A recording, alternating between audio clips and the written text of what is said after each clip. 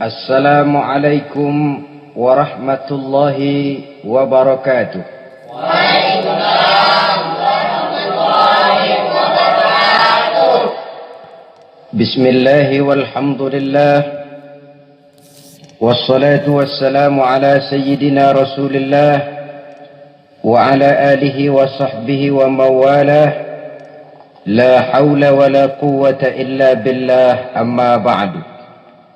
Saudara-saudara kaum muslimin yang berbahagia, di dalam kehidupan ini kita senantiasa mengambil iktibar, contoh dan teladan dari orang-orang sebelum kita. Itu sebabnya kepada baginda Nabi kita Muhammad sallallahu alaihi wasallam Allah Subhanahu wa taala menjelaskan cerita para nabi sebelum beliau dalam ayat "Tsumma naqussu 'alaika min anba'ir rusuli ma nusabbitu bihi fu'adak." Demikianlah kami ceritakan kepadamu wahai Muhammad sebagian dari kisah para rasul-rasul sebelum kamu yang dengan itu akan memperkuat hatimu, meneguhkan keyakinanmu dan memantapkan pendirianmu. Inilah manfaatnya belajar dari sejarah. Jadi jangankan kita, baginda Nabi sendiri pun oleh Allah Subhanahu wa taala diceritakan sejarah para nabi sebelum beliau yang dimusuhi oleh umatnya, yang dicaci maki oleh kaumnya, yang terusir dari kampung halamannya, bahkan sampai ada yang terbunuh oleh umatnya. Itu seluruhnya merupakan iktibar manusabbitu bihi fu'adak, untuk memantapkan langkahmu, meneguhkan keyakinanmu dan menguatkan pendirianmu menghadapi perjuangan ini. Sehubungan dengan itu, pada pertemuan kali ini Al-Fakir ingin menyampaikan satu cuplikan kecil dari kehidupan seorang sahabat utama baginda Nabi, yaitu Sayyidina Umar ibn al-Khattab radhiyallahu an. Beliau adalah Umar bin Khattab bin Nufail bin Abdul Uzza dari suku Quraisy golongan Bani Adi. Perawakannya tinggi, kekar dan gagah, melambangkan sifatnya yang pemberani, tegas, dan tidak pernah kenal takut kepada siapapun.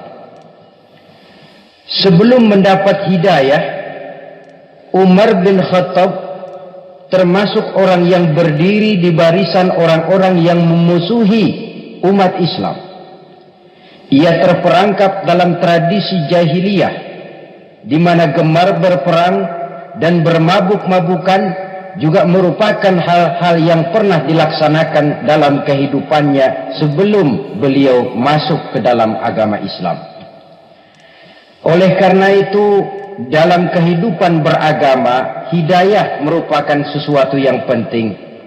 Bagaimanapun banyaknya dosa dan kesalahan yang telah dilakukan oleh seseorang, tidak seharusnya menyebabkan ia putus asa dari rahmah Allah.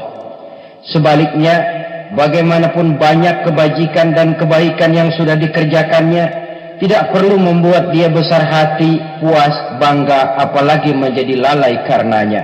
Sebab kita belum tahu akan bagaimana ujung perjalanan dari kehidupan kita ini.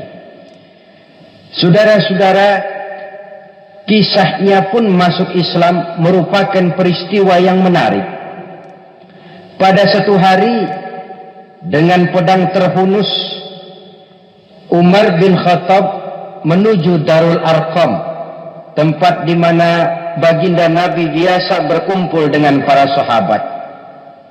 Melihat mukanya yang beringas, matanya yang nanar, orang sudah menyangka dan mengerti ini tentu akan terjadi pembunuhan.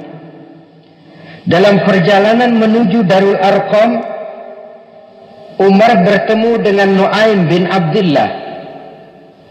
Nu'aim bertanya, "Ya Umar, mau kemana ente?" "Mau membunuh itu, si murtad itu," kata. "Si murtad yang mana?" Yang mana lagi? Itu yang memecah belah kita, yang menghina berhala-berhala kita, yang menjelek-jelekkan nenek moyang dan keturunan kita. Siapa lagi kalau bukan Muhammad? Kata Nuaim Umar, enggak salah. Tidak salah lagi. Salah Umar. Salah kenapa? Apa kamu enggak malu? Kamu mau pergi membunuh Muhammad, sementara adikmu sendiri Fatimah, dia sudah termasuk salah seorang pengikut Muhammad. Mendengar ini, muka yang memang tadinya sudah marah dan merah, tambah jadi kelabu. Bukan main mangkalnya Umar bin Khattab. Orang lain dia musuhi, orang lain dia kejar-kejar. Ini malah adiknya sendiri menjadi pengikut dari baginda Nabi. Tidak jadi menuju Darul Arqam, dia berangkat ke rumah adiknya Fatimah. Adapun di rumah Fatimah sedang berkumpul Fatimah, suaminya Sa'id bin Zaid, dan seorang sahabat Habbab ibnul Arad. Mereka sedang membaca Quran. Waktu itu Quran belum lagi dijilid macam sekarang, jadi masih merupakan suhuf atau lembaran-lembaran tercecer saja.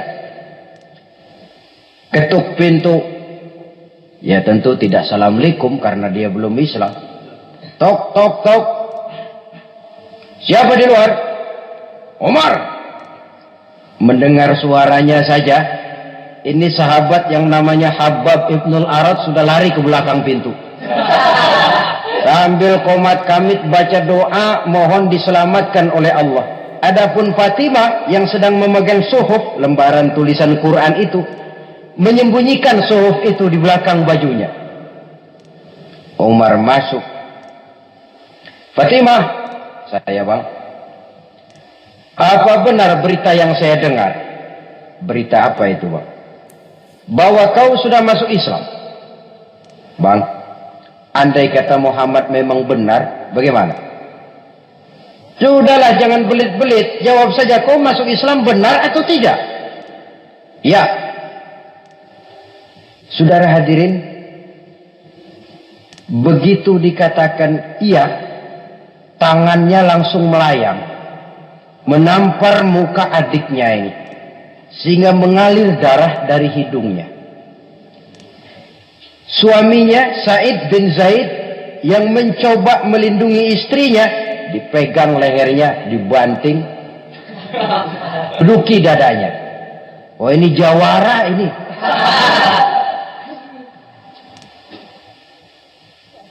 Namun pada saat sedemikian, suara kebenaran terpantul dari mulut Fatimah, adik dari Umar bin Khattab ini. Umar, apakah engkau memukul orang yang bersaksi bahwa tidak ada Tuhan melainkan Allah dan Muhammad Rasulullah? Apakah engkau menganiaya seseorang yang terpanggil untuk mengikuti kebenaran? Manusia macam apa engkau, Umar? Saudara, memang dia orang keras, tapi hatinya mudah menerima kebenaran. Sehingga mendengar kalimat adiknya ini tercenung dia sejenak. Melongok, bengong kata anak sekarang. Ini kalau tidak karena keyakinan yang mantap, tidak mungkin orang ini, anak adik saya ini bicara macam begini. Umar, mengapa engkau memukul orang yang bersaksi bahwa tidak ada Tuhan melainkan Allah dan Muhammad Rasulullah? Mengapa engkau pukul orang yang mengikuti kebenaran, menerima hidayah dari Allah? Begitu yakin dan mantapnya, walaupun di tengah satu hal yang sangat menakutkan. Siapa yang tidak takut orang Quraisy berhadapan dengan Umar bin Khattab yang dikenal sebagai singa padang pasir pada waktu itu? Malahan dia termasuk salah seorang jagoan di tradisi masyarakat jahiliyah itu. Ada satu pasar yang namanya pasar Ukaz. Tiap tahun di pasar itu diadakan pesta. Pertama pertandingan syair.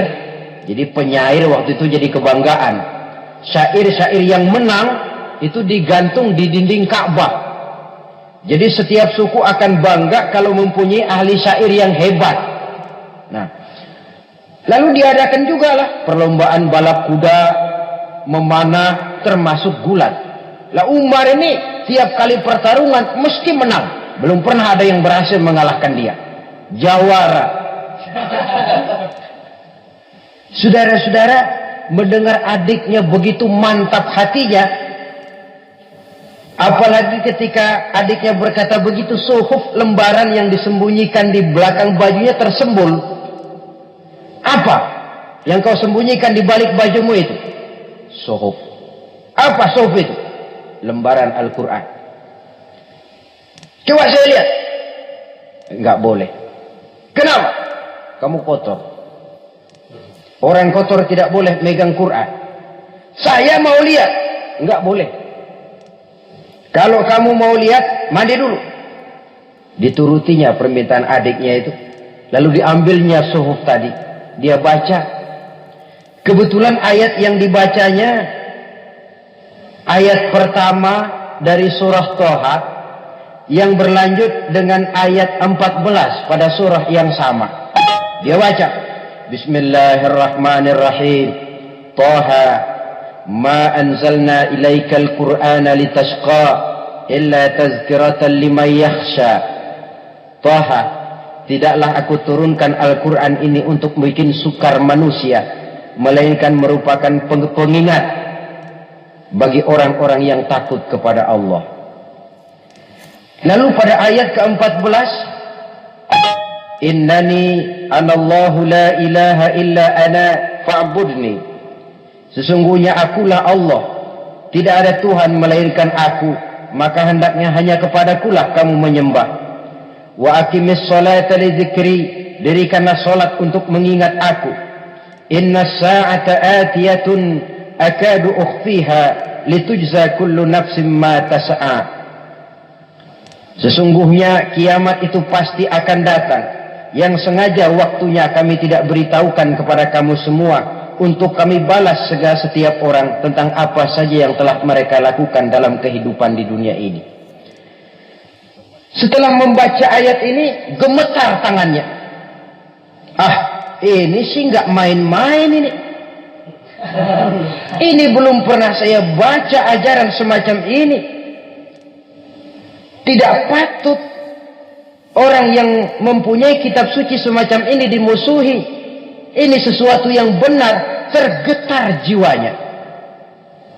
Hei, Fatimah, Muhammad di mana Muhammad? Saya tidak akan memberitahu kepada kamu. Di mana? Saya tidak akan memberitahu. Lebih baik kau bunuh saya kalau memang maksudmu mau mencelakakan Muhammad. Sama sekali saya tidak akan mencelakakan dia, Fatimah. Kasih tahu saja, di mana dia? Darul Arqam. Bergegas dia menuju Darul Arqam. Di dalam Nabi memang sedang kumpul dengan para sahabat. Termasuk ada Sayyidina Hamzah yang juga terkenal jawara juga. Ketuk pintu. Ketuk pintu. Siapa di luar? Umar. Di dalam ini geger sebagian sahabat. Umar datang ini pasti bencana. Umar datang, wah, kalau istilah kampung, kerok dan urusan.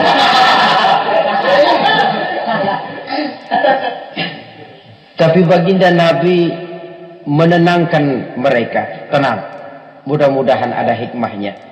Sayyidina Hamzah tampil, bukakan dia pintu. Kalau niatnya baik, kita terima. Kalau niatnya tidak baik, saya paling depan. Dibukakan pintu. Begitu dibukakan pintu, Umar masuk merangkul baginda Nabi, kemudian dengan tersendat, Ashhadu an la ilaha illallah wa ashhadu annaka ya Muhammad Rasulullah. Saya bersaksi tidak ada Tuhan melainkan Allah, dan saya bersaksi bahwa engkau hai Muhammad adalah utusan Allah. Sahabat takbir semua, Allahu Akbar, Allahu Akbar. Kegembiraan meliputi suasana ketika itu. Kenapa? Karena sebelumnya dikala Umar belum masuk Islam, dia merupakan ganjalan yang paling dikhawatirkan oleh umat Islam. Setelah dia masuk Islam, jelas merupakan satu keuntungan yang sangat besar. Dan dia tertarik kepada Islam bukan karena bujuk rayu orang, tidak karena diberikan harta, tidak karena diiming-iming oleh kedudukan tinggi, tapi karena kebenaran, hidayah menembus hatinya melalui wasilah ayat dalam surah Thaha yang dibacanya melalui suhuf yang dipegang oleh adiknya tadi. Sejak saat itu berubah 180 derajat Umar bin Khattab radhiyallahu anhu. Tetapi tetap dengan sifatnya keras, tegas, dan tidak pernah kenal takut kepada siapapun.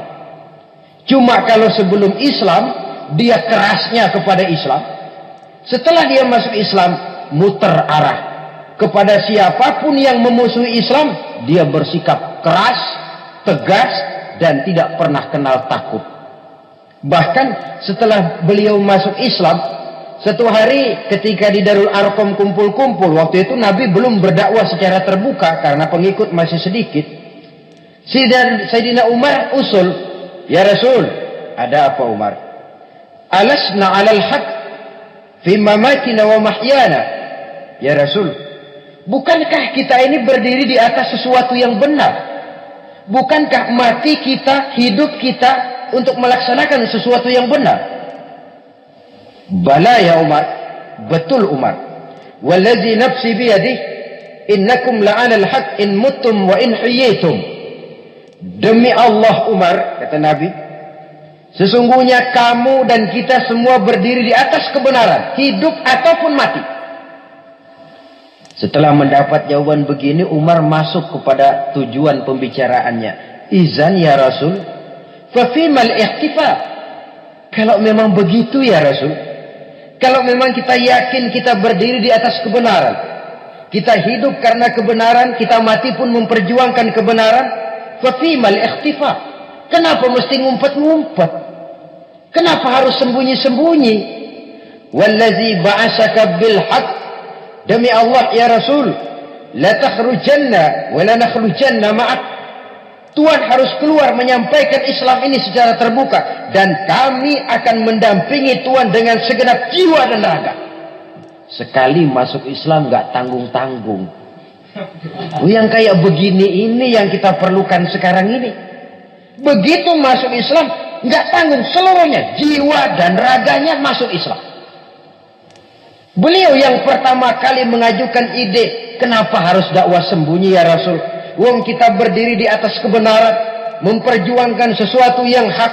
Kalau kita mati, kita pun mati membela kebenaran. Kenapa mesti fafimal ikhtifa? Kenapa harus sembunyi-sembunyi? Mulai sekarang mari keluar ya Rasul, saya akan dampingi Tuhan, nyawa taruhannya. Saudara hadirin yang saya hormati, selalu dia tempat-tempat yang pernah dia melaksanakan maksiat sebelum dia Islam, selalu dia kunjungi sampai dia berkata, tidak ada tempat yang pernah saya melakukan kesalahan sebelum saya Islam yang harus saya tutupi dengan kebajikan setelah saya Islam sekarang ini. Bahkan ada satu riwayat menjelaskan beliau itu yang tinggi badannya, kekar perawakannya, gemetar orang ngadepin dia. Tapi beliau sendiri sangat mudah gemetar kalau sudah mendengar ayat-ayat Allah. Sehingga ada satu riwayat menjelaskan Sayyidina Umar itu setelah masuk Islam, kalau sholat kadang-kadang bila menoleh ke kanan beliau senyum, bila menoleh ke kiri beliau menangis berurai air mata. Ada orang bertanya, ya Umar, kenapa menengok ke kanan kau senyum, ke kiri kau menangis? Itulah kalau saya ingat jahilnya saya sebelum Islam. Adapun bila saya menoleh ke arah sebelah kanan saya tersenyum, teringat betapa dulu saya membuat berhala dari korma. Saya tumpuk-tumpuk, saya susun begitu rupa. Setelah saya sembah, saya makan itu korma. Gagah betul saya waktu itu, sampai Tuhan pun saya makan. Adapun kalau saya menoleh ke kiri, teringat putri kesayangan saya yang terbawa oleh tradisi jahiliyah, takut menanggung aib, merasa malu mempunyai anak perempuan, sampai dia terkubur hidup-hidup. Berurai air mata saya mengingat semua itu. Padahal Nabi sudah memberikan jaminan. Sebab saudara jangan lupa, orang kafir masuk Islam, dalam Islam itu dihitung dari bayi lagi. Dari nol, itulah untungnya. Jadi misalnya sudah 60 tahun, dari kecil sampai 60 tahun kafir. Umur 61 masuk Islam. Nah, sejak umur 61 itulah yang dihisab oleh Allah. 60 tahun ke bawah gratis bersih pemutihan. Istimewa betul. Tapi jangan lalu diniatin, gua kafir aja. Nanti sudah tua-tua mau giliran mati baru Islam. Nah, itu diniatin lain. Ini yang karena faktor hidayah, saudara-saudara. Nah, cintanya kepada baginda Nabi luar biasa. Dalam setiap pertempuran beliau selalu di front terdepan. Bahkan demikian cintanya sampai ketika hari di mana baginda Nabi wafat, saudara-saudara. Disampaikan berita wafat Nabi kepada Umarin. Ya Umar, baginda Nabi sudah wafat. Kamu ngomong apa? Baginda Nabi sudah wafat. Bukan sedih, nyabut pedang, keluar matanya melotot.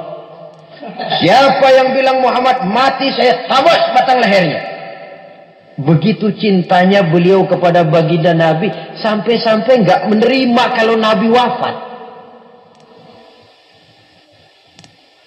Taruhlah nggak bisa mati bersamaan, bolehlah mati beriring-iring saja barangkali maksudnya. Saudara-saudara, cabut pedang, kelayaban kemana-mana. Ayo, siapa ngomong Muhammad mati, saya tabas batang lehernya. Sampai bertemu dengan Sayyidina Umar, Sayyidina Abu Bakar. Di tempat orang banyak, Sayyidina Abu Bakar yang bijaksana ini pidato. Ayuhan nas, man kana ya'budu Muhammadan, fa inna Muhammadan qad mata. Wa man kana ya'budu Allah, fa inna Allah hayyun la yamut.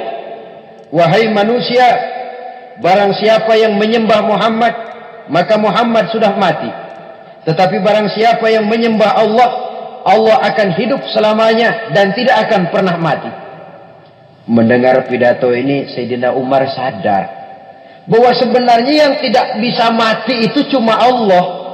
Bagaimanapun agungnya baginda Nabi, besarnya baginda Nabi, tinggi akhlak budi pekertinya Nabi, cintanya beliau kepada Nabi, toh Nabi manusia dan manusia harus mati. Kemudian dibacakan surah Ali Imran ayat 144. Wa ma Muhammadun illa rasul qad khalat min qablihi rusul afa in mata aw qutila qalabtum ala aqabikum. Muhammad tidak lain daripada manusia, telah datang kepadanya rasul. Apakah jika ia mati engkau kembali menjadi murtad atau mundur ke belakang? Mendengar ayat ini dibacakan, Sayyidina Umar sadar, berurai air matanya, menangis dalam kesedihannya. Ini cintanya yang demikian tinggi kepada baginda Rasulullah sallallahu alaihi wasallam. Begitulah seluruh kesalahan yang dia lakukan pada saat sebelum dia masuk Islam, berusaha dia tutupi dan dia tebus dengan segala kebaikan, pengabdian, perbuatan soleh setelah dia masuk Islam. Sehingga diajarkan oleh baginda Nabi, ittaqillaha haitsu ma kunta wa atbi'i sayyi'atal hasanata tamhuha wa khaliqin nasa bi khuluqin hasanin. Bertakwalah kamu kepada Allah, kata Nabi, dimanapun saja kamu berada. Jadi takwa tidak kenal tempat. Dimanapun saja kamu berada, bertakwalah kepada Allah. Di rumah takwa, di pasar takwa, di kantor takwa, di tengah orang banyak takwa, pada waktu sendirian takwa. Ittaqillaha haitsu ma kunta. Bertakwalah kau kepada Allah dimanapun saja kamu berada. Jangan takwa pakai tempat. Di masjid takwa, di kantor nyolong. Itu tidak haitsu ma kunta yang diajarkan oleh Nabi. Dimanapun kamu berada, bertakwalah kepada Allah. Wa atbi'i sayyi'atal hasanah tamhuha. dan iringi perbuatanmu yang salah dengan kebaikan. Jadi kalau satu saat terselip kita berbuat salah, cepat iringi dengan kebaikan, tamhuha, dengan harapan kebaikan yang kita kerjakan akan menutupi dosa yang terselip kita lakukan. Ngomongin orang, astagfirullahaladzim, banyak istighfar. Istighfarnya mudah-mudahan bisa nutupin dosa karena ngomongin orang. Tapi jangan lalu tambah sulap, ngomongin orang istighfar, terus ngomongin lagi istighfar lagi. Itu tentu tidak bisa dengan cara begitu. Barangkali terselip pernah mengambil harta orang tanpa alasan yang hak, imbangi dengan rajin sedekah misalnya. Barangkali pernah menyakiti hati orang, imbangi dengan perbuatan yang bisa menyenangkan hati orang lain. Itu namanya mengiringi perbuatan yang bersifat salah dengan kebajikan. Ini yang dilakukan oleh Sayyidina Umar. Setiap pelosok hampir dia datangi, tempat-tempat di mana dia pernah melakukan kesalahan sebelum Islam, di sana dia tegakkan kebajikan dan kebaikan. Kegagahannya, keperkasaannya, keberaniannya sepenuhnya bulat-bulat sudah diwakafkan untuk kepentingan Islam. Saudara hadirin yang saya hormati, diperlukan orang-orang yang punya keberanian macam Sayyidina Umar. Berani karena panggilan hidayah, bukan berani babi. Babi berani juga babi, cuman nyeruduk. Artinya berani yang tanpa pertimbangan. Berani yang tanpa pertimbangan pada akhirnya akan menyulitkan kita sendiri. Beliau gagah, beliau berani, beliau punya kekuasaan, beliau punya wewenang, dan itu dimanfaatkannya untuk menjadi backing baginda Nabi kita Muhammad sallallahu alaihi wasallam. La takhrujanna wa la nakhrujanna ma'ak ya Rasul. Ya Rasul, keluar, sampaikan dakwah secara terbuka. Saya akan mendampingi Tuhan. Jika ada yang ganggu Tuhan, saya paling depan. Backing yang mendampingi Rasul untuk menyampaikan risalah Islamiyah ini. Saudara hadirin yang saya hormati, wa khaliqin nasa bi khuluqin hasanin, kata Nabi, dan pergaulilah manusia dengan akhlak yang baik, karena dengan ini kau bisa mengambil hati orang. Dalam hadis lain katakan, innakum la tas'una an-nasa bi amwalikum walakin yasauhum minkum bastul wajhi wa husnul khuluq. Kamu tidak akan bisa menyenangkan orang banyak dengan hartamu, tapi kamu bisa ambil hati mereka dengan budi pekerti yang luhur dan muka yang manis. Dengan harta belum tentu kita bisa menyenangkan semua orang, tapi budi pekerti yang luhur, muka yang manis, itu yang akan bisa membuat kau menyenangkan orang banyak.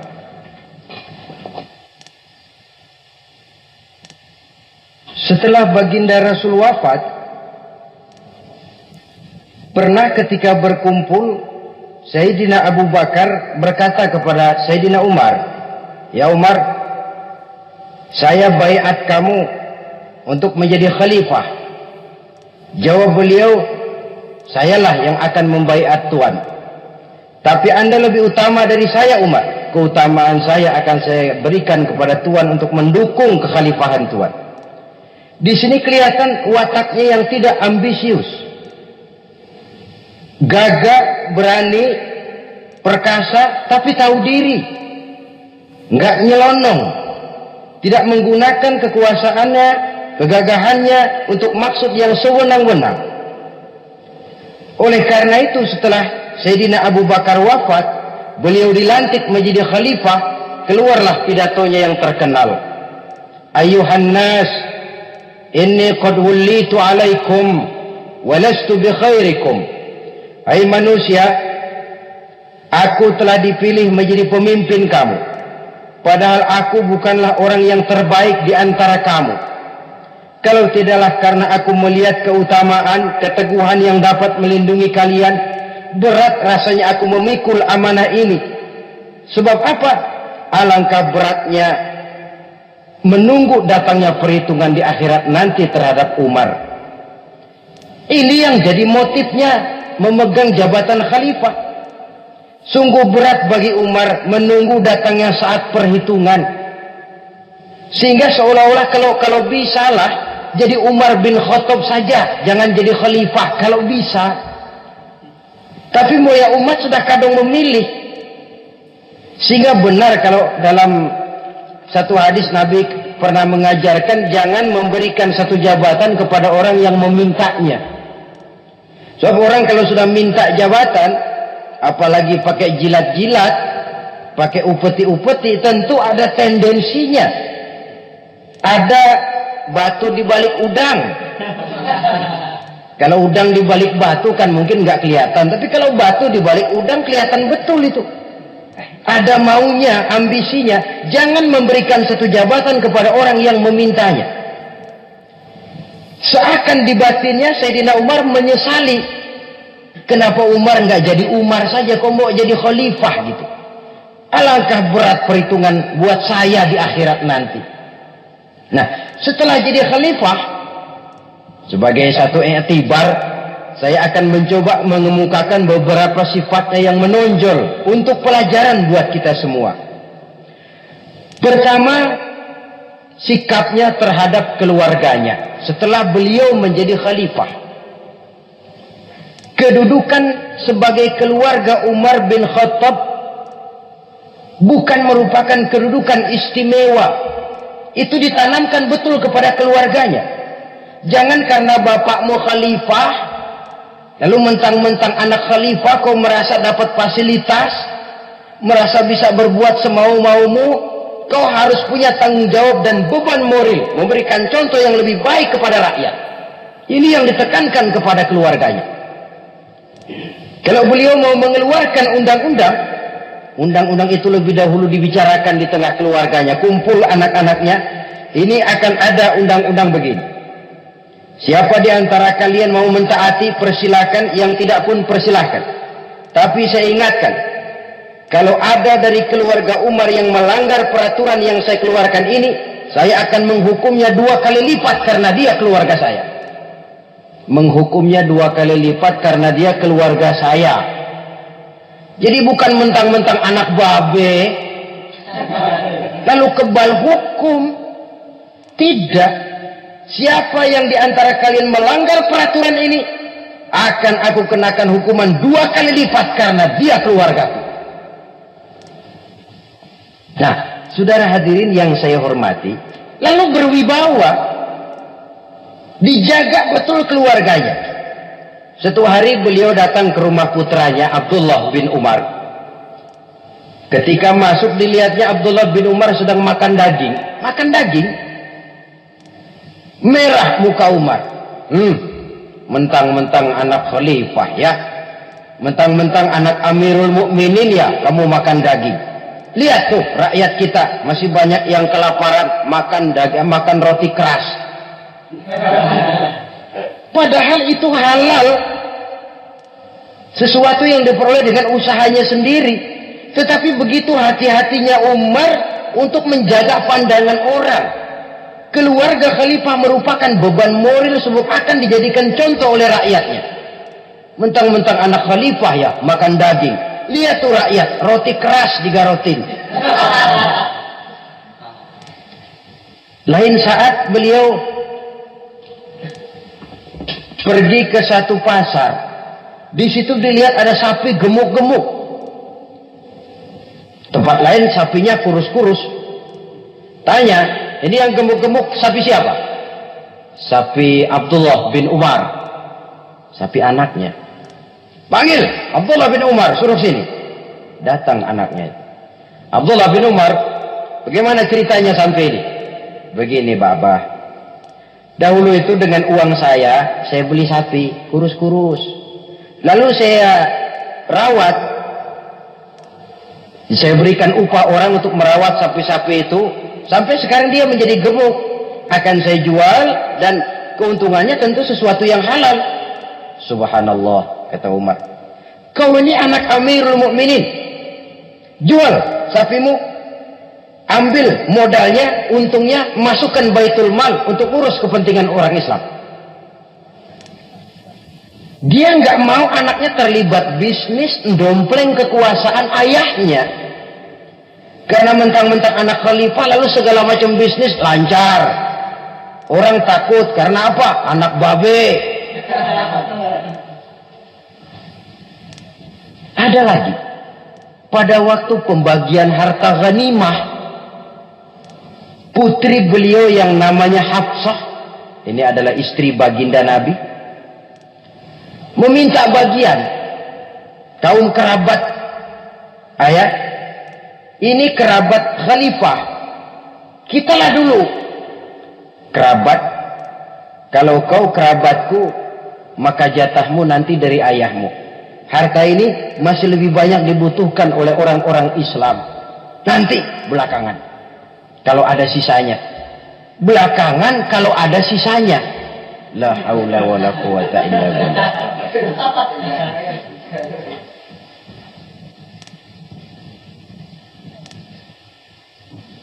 Saudara hadirin, itu terhadap keluarganya.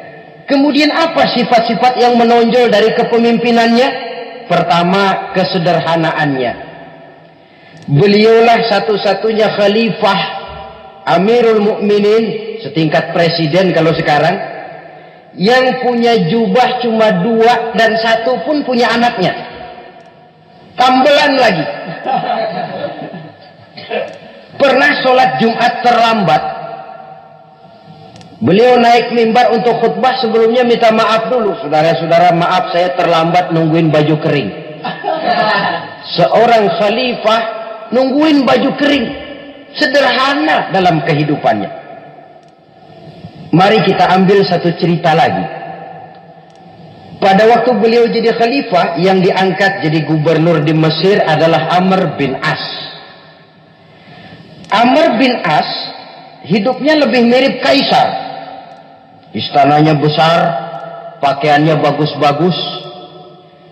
Nah, yang paling mengganggu pikiran Amr bin As, di sebelah istananya ini ada gubuk reok kepunyaan orang Yahudi lagi. Ini nggak pantas bener, masa di samping istana gubernur ada gubuk reot. Orang Yahudi lagi yang punya. Ini mesti udah bikin saja rencana, panggil dinas tata kota, bikin planning. Di sini mau dibangun masjid, proyek negara. Bikin gambarnya,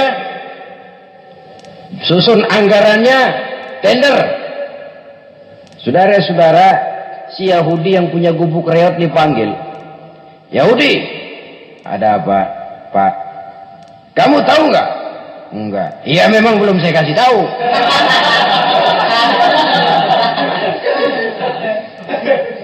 Ada apa, Pak? Itu kamu punya gubuk. Tahu?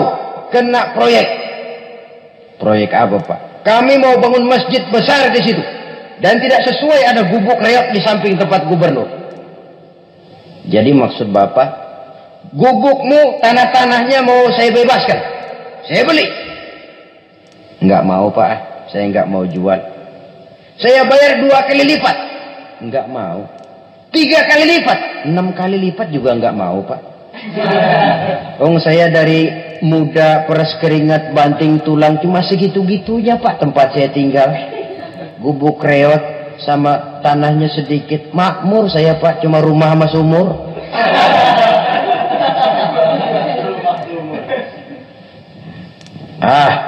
Ini Yahudi kelewatan juga.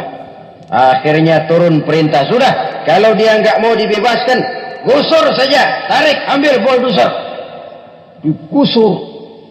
Yahudi ini berurai air matanya. Aduh, begini jadi rakyat kecil, udah jatuh ketiban ember lagi. Tapi pikir-pikir Amr bin As kan bukan yang paling atas. Dia kan cuma pejabat, masih ada atasannya lagi. Lapor, lapor. Yahudi ini berangkat ke Madinah. Bayangkan dari Mesir ke Madinah. Jalan. Di sepanjang jalan dia berpikir, Fikir membanding-banding. Kalau gubernurnya saja istananya begitu mewah, apalagi khalifahnya. Kalau gubernurnya galak main gusur, apalagi khalifahnya. Dan saya bukan orang Islam, apa dia lemin ngadu? Apa dapat tanggapan? Berangkat dia sambil harap-harap cemas. Sampai di pintu kota Madinah, dia temui orang lagi tidur di bawah pohon korma. Selamat siang Pak. Ada apa? Anu Pak. Anu apa? Mau lapor. Lapor apa? Bapak tahu Khalifah Umar bin Khattab? Tahu? Istananya di mana Pak? Istananya di atas lumpur. Di atas lumpur. Di atas lumpur. Pengawalnya banyak Pak. Banyak. Siapa Pak? Yatim piatu, janda-janda tua, orang-orang miskin, orang-orang lemah. Itu pengawalnya. Pakaian kebesarannya apa sutra apa Pak? Pakaian kebesarannya malu dan takwa. Saya nggak ngerti Pak. Itulah Umar bin Khattab. Lalu orangnya sekarang di mana Pak? Di depan ente. Rupanya yang dia tanya itulah orangnya. Gemeter Yahudi ini, keringat bercucuran. Coba, istananya di atas lumpur. Sebab beliau berprinsip, bagaimana saya bisa menghayati nasib rakyat kalau saya tidak merasakan apa yang mereka rasakan? Bagaimana saya nggak bisa tahu sakitnya lapar kalau saya belum pernah kelaparan? Itu prinsipnya. Istananya di atas lumpur. Para pengawalnya yatim piatu, janda-janda tua, orang-orang miskin, orang-orang lemah dan tidak mampu. Dan pakaian kebesarannya malu dan takwa. Kamu dari mana? Dari Mesir Pak. Ada apa? Mau laporan gubernur Bapak di Mesir yang namanya Amr bin As. Kenapa? Main gusur aja Pak. Ceritanya? Iya, dia mau bangun masjid. Kebetulan di areal itu saya punya tanah sama gubuk segitu-gitunya. Saya nggak mau dibeli. Digusur Pak. Saya mau mencari keadilan. Begini. Kamu lihat tempat sampah itu? Lihat. Di situ banyak tulang. Coba kamu ambil kemari satu. Tulang unta, bawa sini. Bingung Yahudi. Pak, saya kemari mau cari keadilan. Kalau tulang mah di Mesir juga banyak Pak. Sudahlah, pokoknya kau ambil saja tulang itu. Dicoker-coker dapat dikasih. Tulang itu digaris lurus oleh Sidina Umar dengan ujung pedang. Red. Nah, kau bawa kepada Amr bin As. Makin bingung itu Yahudi. Suruh bawa tulang cuman digaris. Nanti saya ngomong apa Pak? Sudahlah, kasih saja. Pulang dia. Sampai di Mesir. Tuan Gubernur, ada apa? Saya baru menghadap Khalifah. Kemudian beliau sampaikan ini, dikasih tulang. Amr bin As ngelihat tulang ada goresan lurus dengan ujung pedang, gemetar. Badannya keluar keringat dingin. Panggil kepala proyek. Proyek batal. Masjid nggak jadi didiriin. Itu gubuk Yahudi diriin lagi. Ini Yahudi makin bengong. Ini gubernur dapat tulang doang segitu takutnya.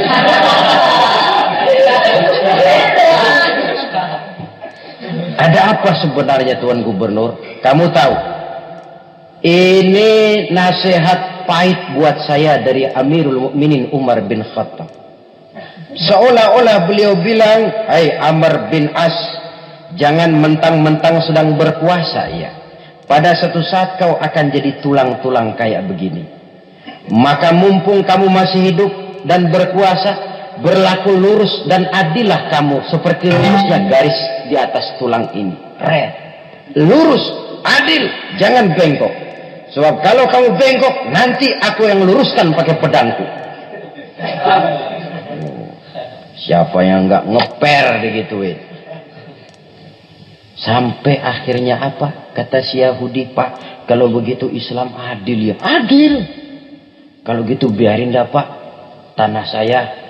Mau kamu jual? Bukan saya jual Pak, saya kasih aja dah. Campur gubuk-gubuknya, ambil aja dah.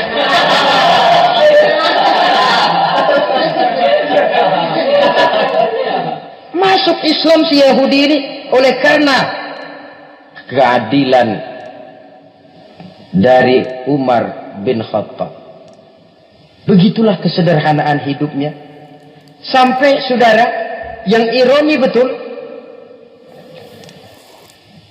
pernah Utsman bin Affan, Ali bin Abi Thalib, Talhah dan Zubair kumpul mendengar berita bahwa Sayyidina Umar ini punya hutang. Bayangkan, seorang khalifah untuk melangsungkan hidupnya sampai punya hutang. Padahal Baitul Mal di bawah kekuasaannya. Berunding Utsman, Ali, Talhah, Zubair. Kalau kita langsung ngomong sama Umar nggak enak dong, dia nggak bakalan terima. Lewat putrinya aja, Hafsah. Baik. Hafsah ngomong sama Umar, Abah, kenapa? Bagaimana kalau honor Abah ditambah, ditingkatkan supaya hutang bisa ketutup? Saya Abah. Siapa yang nyuruh kamu ngomong begitu? Enggak ada. Ada. Saya tahu ada ini. Kalau enggak ada, kamu enggak mungkin ngomong begitu. Tapi orangnya kalau saya tuntut, mereka mungkin enggak mau. Sekarang saya mau tanya Hafsah, kau kan istri Rasul, betul? Nah, saya mau tanya, suamimu makanannya apa? Daging? Bukan. Roti. Tempat tidurnya kasur empuk? Bukan. Kain kasar yang kalau musim panas kami bentangkan, kalau musim dingin separuh buat tidur, separuh buat selimut. Pakaian yang dibelikan untukmu berapa banyaknya? Cuma 2. Nah, itu guru saya, orang yang paling saya cintai, dan itu yang saya ikuti. Bahkan setelah beliau wafat, Sayyidina Umar ini hutangnya ditanggungkan kepada anaknya Abdullah bin Umar, dan itu pun dilunasi dengan menjual rumahnya, sehingga rumahnya itu disebut Darul Qadha, rumah bayar hutang. Begitu kesederhanaannya. Jadi nggak pakai aji mumpung jadi khalifah lalu kayak ikan gurita, tangan yang mana aja megang. Itu kan mental monyet. Monyet itu kan begitu, tangan megang kiri kanan, mulut ngawal, kaki megang, temennya dikasih masih ngerampas juga. Monyet rakus betul itu. Itu kesederhanaannya. Kenapa kesederhanaan ini timbul? Karena sikap zuhudnya. Zuhud itu tarkud dunia li ajlil akhirah. Orang yang mengambil dunia hanya yang diperlukan dengan lebih mengutamakan kehidupan akhirat. Watak zuhudnya yang sangat menonjol. Dialah pahlawan yang paling berani di medan perang. Dialah imam yang paling khusyuk di masjid. Dan tidak jarang kalau sholat sendiri, begitu membaca ayat yang menceritakan neraka, nangis berurai air matanya. Saudara hadirin ma'asyiral muslimin rahimakumullah. Jadi kesederhanaan dan kezuhudan ini bukan lewat teori disampaikan oleh Umar, bukan lewat penataran seluruh aparat, tidak, lewat contoh konkret. Inilah saya, contoh sederhana dan zuhud. Bagaimana saya akan bisa merasakan penderitaan kalau saya sendiri tidak menderita? Bagaimana saya akan tahu sakitnya lapar kalau saya belum pernah kelaparan? Maka tanpa penataran, tanpa upgrading segala macam, berhasil karena prinsip keteladanan. Beliau jadi contoh utama. Dan sumber utamanya tentu tidak lain karena contoh dari baginda Nabi besar Muhammad sallallahu alaihi wasallam. 2, sederhana. Yang kedua, zuhud. Yang ketiga, sifat yang menonjol dari kekhalifahannya adalah adil. Kalau sudah bicara soal hukum, dia tidak pernah kenal kompromi. Adalah seorang pemuka Nasrani masuk Islam. Namanya Jabalah bin Aiham. Ketika dia bikin haji, kain ihramnya keinjak orang Arab yang hitam. Badui. Jengkel. Dia merasa bekas tokoh. Enak aja nih orang udah jelek nginjak lagi. Ditempeleng orang tadi. Orang ini lapor kepada Umar. Panggil Jabalah bin Aiham. Panggil. Kau ditampar? Betul Khalifah. Tampar dia. Tampar lagi. Dipukul orang itu. Di depan Sayyidina Umar. Jadi tidak karena kau ini bekas kepala suku, kau ini bekas orang terhormat, lalu ada kebijaksanaan yang tidak bijaksana. Kebijaksanaan yang akhirnya jadi tidak bijaksana. Dan itu memang sudah dimulai dengan memblokir keluarganya. Tidak satu keluarganya pun yang boleh mempunyai perasaan bahwa menjadi keluarga khalifah merupakan fasilitas dan keuntungan. Kau jangan makan di atas punggungku. Kau jangan menikmati fasilitas di atas keringatku. Dan tidak ada keinginan mewariskan jabatan khalifah kepada anak-anaknya. Pernah beliau musyawarah. Saya bingung. Kenapa khalifah? Gubernur Kufah ini sulit nyari orang. Diangkat yang lemah, rakyat ngeluh. Diangkat yang keras, rakyat juga ngeluh. Ada calon khalifah. Kalau ini mah nggak salah lagi nih buat gubernur Kufah. Siapa? Abdullah bin Umar. Anak beliau sendiri. Melotot matanya. Jangan macam-macam kau. Cukup satu orang Umar memegang jabatan ini. Kalau berhasil, kami keluarga Umar sudah merasakannya. Kalau gagal, cukup kegagalan seorang Umar. Tidak berusaha mengorbitkan anaknya. Wah, anak babe diangkat jadi ano. Tidak, malah diblokir. Cari yang lain.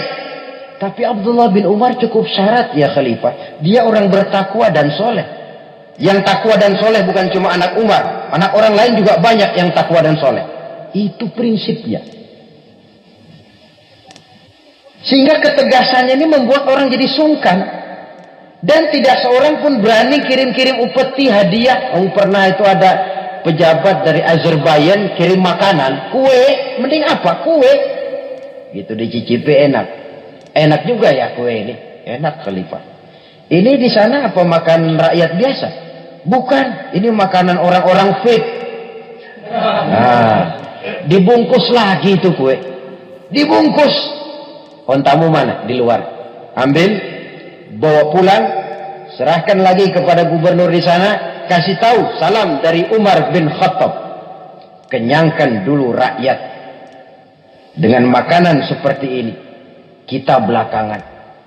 Jadi kalau rakyat lapar, saya orang pertama yang akan merasakan kelaparan. Tapi kalau rakyat makmur, biarlah saya menjadi orang terakhir yang kenyang. Kan bagus prinsip itu. Jikalau rakyat kelaparan, saya akan jadi orang pertama yang merasakan lapar. Tapi kalau rakyat makmur, biar saya jadi orang terakhir yang kenyang. Jangan dibalik.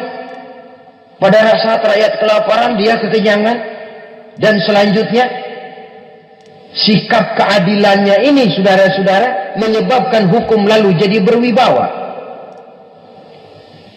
Pernah beliau jalan-jalan di lorong kota Madinah. Di tempat yang namanya Harab bersama Aslam. Ada ibu-ibu, anaknya nangis. Lapar mah. Sabar, dikit lagi matang katanya. Emang tuh ibu lagi ngerebus. Bunyi, air ngegulak. Luguk. Umar lihati dari jauh. Belum juga matang. Ini anak dari nangis, lapar, sampai capek nangis, sampai tidur. Anak tidur, Umar samperin. Bu, emang masak apa sih kok nggak bisa matang? Saya nggak masak apa-apa tuan. Itu pating kerupuk apa? Ketika dibuka ya cuma air saja. Subhanallah, ibu sudah ngebohongi anak ibu sendiri. Habis harus bagaimana tuan? Saya sudah nggak punya makanan untuk dimasak. Sementara perut nggak kenal kompromi. Jalan satu-satunya, ya terpaksa anak saya bohongi. Saya bilang sebentar lagi matang, sampai dia tidur sekarang ini. Memangnya Khalifah Umar gimana sih ngurusi rakyat? Subhanallah, dia orang zalim. Dia yang memegang urusan kami, tapi dia nggak tahu nasib saya. Anak kelaparan, keluarga terlantar. Oh begitu. Iya. Zalim betul Umar bin Khattab itu. Kalau begitu ibu tunggu sebentar. Dia pulang bersama Aslam menuju Baitul Mal. Dia ambil tepung 1 karung, dipikul sendiri. Dipikul sendiri. Kata Aslam, ya Khalifah, biar saya yang bawa. Jangan. Kenapa Khalifah? Apa kau kira kau sanggup mikul dosa saya di akhirat nanti? Biar saya yang mikul sendiri. Dia bawa ke tempat tuh ibu-ibu. Dia masakin sendiri. Nah bu, sudah matang, persilakan masak. Makan. Alhamdulillah Tuhan. Tuhan Allah memberkahi Tuhan. Tuhan lebih baik dari Umar bin Khattab yang zalim itu. Memang sebenarnya Tuhan siapa, kata tuh ibu? Saya. Iya. Saya ya Umar bin Khattab yang ibu bilang zalim itu. Gemetar si ibu. Gemetar si ibu. Tapi memang peka dan menghargai kritik orang. Tidak membungkam setiap orang yang nadanya sumbang atau berbeda. Kadang beliau berkata, saya khawatir karena orang terlalu segan dengan saya, lalu nggak ada yang berani negur kalau saya salah. Kan begitu biasanya. Karena sudah terlalu segan, lalu semuanya orang mau diaminin saja. Asal dibilang nggak benar, marah, jengkel. Lalu disingkirin, maunya diiyain, inggih kula nuwun. Oke bos. Beliau bilang, saya khawatir kalau tidak ada orang yang mau menegur kesalahan saya jika saya terlanjur nanti. Tahu muncul orang, demi Allah, saya akan menegur Tuhan dengan pedang saya ini. Cerah mukanya, senyum bibirnya, alhamdulillah. Anak muda, saya memerlukan orang macam kau. Yang berani berkata ya terhadap yang benar dan tidak terhadap yang tidak benar, apa dan bagaimanapun resikonya. Di sini kelihatan sikap beliau menghadapi orang yang berbeda pendapat. Keadilan, keberanian dan ketegasan, cepat menerima kebenaran merupakan serentetan dari sifat-sifat utama beliau sejak masuk Islam sampai menjadi khalifah yang kedua. Bahkan dengan jasa beliau, Islam kemudian tersebar menembus dinding Jazirah Arabia, memasuki Bizantium dan Persia, sehingga beliau juga dikenal sebagai periode Al-Futuhat Al-Islamiyah.